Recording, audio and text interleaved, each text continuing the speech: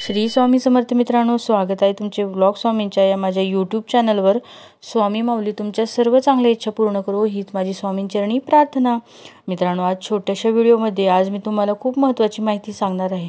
तुम्ही कसं ओळखू शकता की आपल्या घरात निगेटिव्ह एनर्जी असते। आपल्या घरात जर निगेटिव्ह एनर्जी असेल तरी अशी काही लक्षणे आहेत की तुम्ही समजून जा की तुमच्या घरात खरोखरच निगेटिव्ह एनर्जीचा वास आहे। तुमच्या घरामध्ये निगेटिव्हिटी मोठ्या प्रमाणात भरलेली आहे। चला तर व्हिडिओला सुरुवात करूया।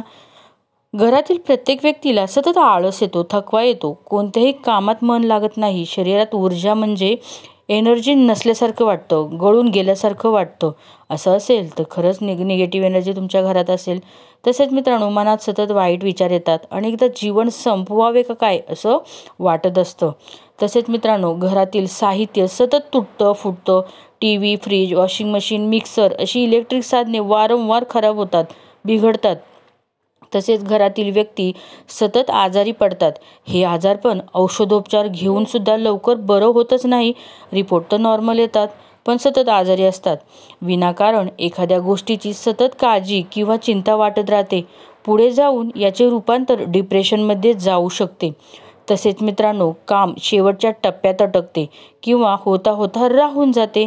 एखादी चालून आलेली चांगली संधी आश्चर्यकारकरित्या हातातून वाळूसारखी निसटून जाते। तसेच मित्रांनो, सतत वाईट स्वप्न पडणं, घरात कुणीतरी असल्याचा भास होणं। घरात निगेटिव्ह एनर्जी आहे की नाही हे कसं ओळखावं? चला तर सांगते। एक काचेचा ग्लास घ्या, त्यात पिण्याचे पाणी भरा, थोडेसे गंगाजल मिसळा, असेल तर मुठभर गुलाबाच्या पाकळ्या या पाण्यात टाका। हा ग्लास घरात एखाद्या कोपऱ्यात लपवून ठेवा। 24 तासानंतर ग्लासमधील पाण्याकडे निरखून पहा।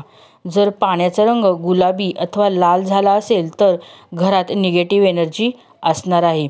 पाण्याचा रंग जितका गडद असेल तितकी निगेटिव्हिटी जास्त प्रमाणात असेल। पाण्याचा रंग न बदलल्यास घरात निगेटिव्ह एनर्जी नाही। जे काही घडत आहे त्याची कारणे वेगळी असू शकतात। निगेटिव्ह एनर्जी घालवण्याचे काही उपाय आहेत, जे असे आहेत। आपल्या घराचा जो मुख्य दरवाजा असतो तो नेहमी स्वच्छ ठेवा मित्रांनो। फरशी पुसण्याच्या पाण्यात चमच्याभर खडे मीठ नक्की टाकून पोछा मारा। खडे मीठ म्हणजे मोठे मीठ। गुरुवारी हा उपाय जरूर करा।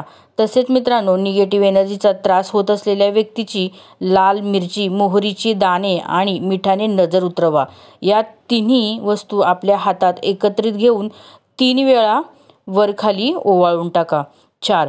किचनमध्ये लाल कपड्यात 1.25 किलो मीठ बांधून ठेवा।